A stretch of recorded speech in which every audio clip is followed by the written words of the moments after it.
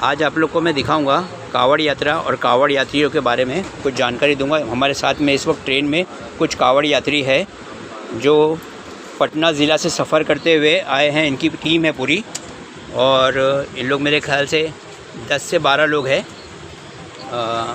आपको दिखाऊंगा ट्रेन में बहुत सारे कावड़ यात्री इस टाइम पे मौजूद है।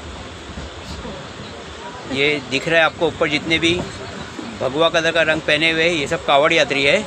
इनकी श्रद्धा ये है कि ये जल ले जाते हैं और शंकर भगवान को चढ़ाते हैं, पार्वती माँ को, जो उनकी शंकर भगवान की वाइफ है उनको।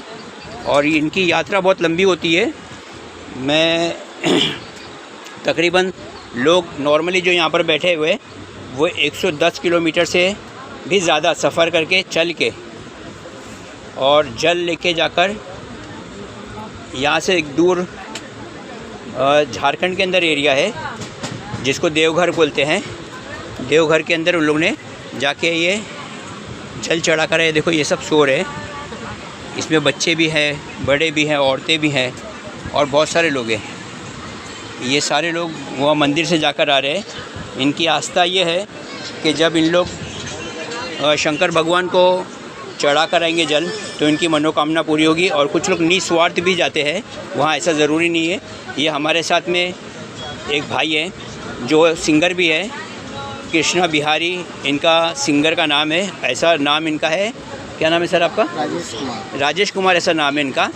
लेकिन जब ये सिंगर है, सिंगर के तौर पे इनको लोग कृष्णा बिहारी के नाम से पहचानते हैं। और ये इस वक्त कावड़ यात्रा पे ही है। इन्होंने अभी जल चढ़ा कर आया है, मंदिर में पूजा करके आया है। और इनका एक्सपीरियंस जानने के लिए मैंने इनसे पहले पूछा कि आप मुझे इंटरव्यू दोगे, तो ये राज़ी हो गए। तो मैं चाहता कि मेरे व्यूवर्स को भी पता चले कि कावड़ यात्रा क्या होती है और कावड़ यात्रियों के साथ में क्या क्या तकलीफ़ होती है, उनको जाने आने में कैसा उन लोग फेस करते हैं, कैसे जाते हैं, उनका क्या प्रोसीजर है, कैसे उन लोग लेते हैं। कैमरा मैंने इनके ऊपर इसलिए रुका के रखा है क्योंकि मैं इनका इंटरव्यू लेने वाला हूँ। और ये बीच में आपको खुद ये सिंगर है, ये खुद गाने भी लिखते हैं, तो ये आपको कुछ गाना भी सुनाएंगे, हम लोग सुनेंगे, थोड़ा एंजॉय करेंगे उसके बारे में। मैं इनसे शुरू करना चाहूँगा। सर आप पटना से कहाँ से हो? थोड़ा ज़ोर से बोलना पड़ेगा आपको, थोड़ा मेरे पास कैमरे में माइक का जो मैंने लाया नहीं हूँ तो व्यूवर्स को आवाज़ आए आपकी, थोड़ा सा ज़ोर से बोलना पड़ेगा आपको। सर हम पटना में बेल्लारी चेक से हैं जो गया के पास में पड़ता है। मैं यहाँ पटना से ट्रेन धर के सुल्तानगंज जाते हैं। वहाँ से सुल्तानगंज जाने के बाद जल उठाना होता है। कांवड़ में जल भरने के बाद उसको संकल्प कराना पड़ता है और संकल्प होता है उसमें ये निर्णय लिया जाता है कि आप गाड़ी से जाओगे। मैं बीच बीच में आपको डिस्टर्ब करूंगा कृष्णा जी, क्योंकि संकल्प का मतलब व्यूवर्स को भी समझ में आना चाहिए। संकल्प का मतलब होता है कि मैं वचन अपने आप से लेता हूं कि मैं जाऊंगा और मैं ये जो काम है ये मैं उधर पे भगवान के लिए करूंगा और ये इसको करके ही मुझे रहना है। संकल्प का मतलब ये होता है कि मैं करूँगा ज़रूर। यस सर, बोलिए आप। जैसे संकल्प लेने के बाद वहाँ से क्या है कि आप गाड़ी से जाना चाहते हैं, गाड़ी से जाना चाहते हैं या पैदल जाना चाहते हैं, ये आपको संकल्प लेना पड़ता है वहाँ पे। अच्छा, ये कृष्णा जी से बात करके मुझे ये भी समझ पड़ा कि कावड़ यात्री जो है वो ज़रूरी नहीं कि वो चल के ही जाए। कुछ लोग ये संकल्प लेते हैं कि मैं इतना किलोमीटर चलूँगा, बाकी मैं गाड़ी से सफ़र करूँगा। और कुछ लोग जो मजबूत किस्म के लोग होते हैं, जिनका इरादा मजबूत होता है, जो चाहते हैं कि नहीं मैं भगवान को किसी भी तरह से खुश करूँगा, वो चल के ही जाना पसंद करते हैं। राइट? जी। हाँ, तो आप बोल सकते हैं। वहाँ से संकल्प कराने के बाद वहाँ से चलना होता है, या गाड़ी से जाएं या तो पैदल जाएं। इसके बाद जाने के बाद 2 जल होता है लोटे में। और तो इनके पहले मैं आपको दिखाता हूँ। आपने तो व्यूवर्स को पता ही होगा कि कावड़ क्या होता है। कावड़ देखो मेरे ऊपर ट्रेन के ऊपर इन लोगों ने रखा हुआ है, ये कावड़ है।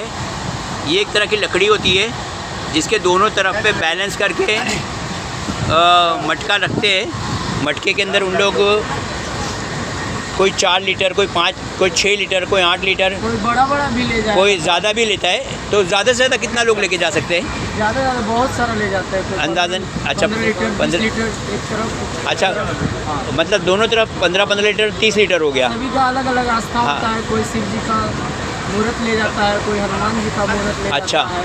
ओके। बड़ा कांवड़ यात्रा होता है। तो आप लोग समझिए इस बात को कि कांवड़ यात्रा में ये बता रहे हैं कि ज़रूरी नहीं कि लोग पानी ही यानी जल ही ले जाए, कोई लोग अच्छा जल लेने के बावजूद उसके अंदर मूर्त होती है शिव जी की या हनुमान जी की या गणपति की भी ले जाते हो?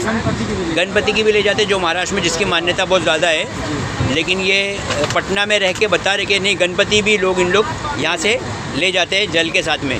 ओके, तो जल आप लोग ले जाते हो शुद्धिकरण के लिए, और कुछ साथ में दूसरा जल भी आप लेते हो, जो ये वाइट कलर का आपने बोला मग्गे में उसमें होता है, उसमें तो शुद्धि के लिए होता है। जैसे लघुशंका वगैरह करने के बाद हाँ, उसको आपको स्नान करना पड़ता है।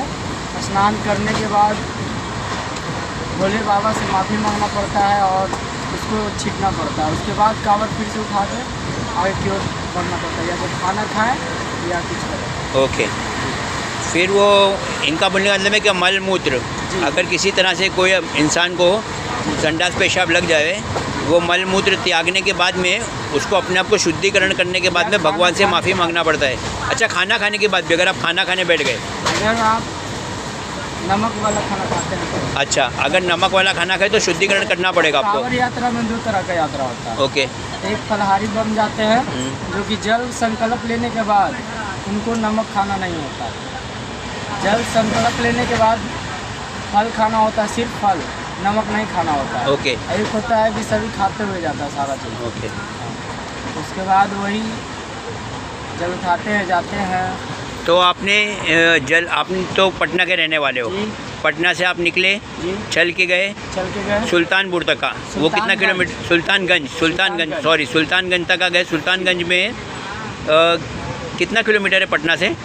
पटना से लगभग 200 कुछ किलोमीटर है। 200 किलोमीटर है। हाँ। पटना से 200 किलोमीटर पहले चल के गए आप? नहीं, ट्रेन से गए। अच्छा, ट्रेन से गए। जी, पटना से ट्रेन से जाते हैं लोग, या तो जहाँ उनका घर है उनसे ट्रेन से, नहीं तो गाड़ी से, अपना गाड़ी प्राइवेट व्हीकल से जा सकता है, जाता है। ओके। जी, तो वहाँ सुल्तानगंज से फिर आपने जल लिया, वहाँ से संकल्प चलिए, किया, संकल्प किया। हाँ, जी, वहाँ से निकले फिर उसके भगवान बाद के लिए। पैदल जाना, इसको पैदल निकलता है। जो अच्छा। गाड़ी से जाना रहता है वो गाड़ी से निकलता है। ओके। हम लोग पैदल जाते हैं हमेशा, और पैदल वहाँ से निकलते आप कितने साल से जा रहे हो यात्रा पे? लगभग 4 साल से जा रहे हैं। 4 साल से जा रहे हो। अभी आपकी क्या एज है? मेरा एज है 25 साल। 25 साल की, मतलब 21 साल की उम्र से आप जा रहे हो। जी, तो इतना आप चल के जाते हो जी। हर साल, 4 साल से जा रहे हो, जी, आगे भी आप जाते रहोगे। हाँ, जाते रहे। ओके। भोले बाबा कृपा रहेगा हमेशा। अच्छा, आपका नाम क्या भाई? प्रदुमन कुमार। प्रदुमन कुमार। प्रदुमन कुमार भाई, ये इनके साथ में है, इनके पार्टनर है। ये इनसे इंटरव्यू मांगा था, इन्होंने मना कर दिया, मैं शर्म आ रही मुझे, मैं नहीं बताऊंगा। मेरे दूसरे दोस्त को बुलाता हूँ तो इनको बुलाए, और अच्छा हुआ इनको बुलाए क्योंकि ये सिंगर है। तो वर्धमान कुमार, थैंक यू, आपने आपके फ्रेंड से मुझे मिलाया। सर, एक कुछ आपका लिखा हुआ, पहले आपका लिखा हुआ, उसके बाद में फिर दूसरा कुछ देखते जो भोजपुरी या किसी और आपको जो अच्छा लगे, हो जाए ज़रा एक संगीत। हो जाए।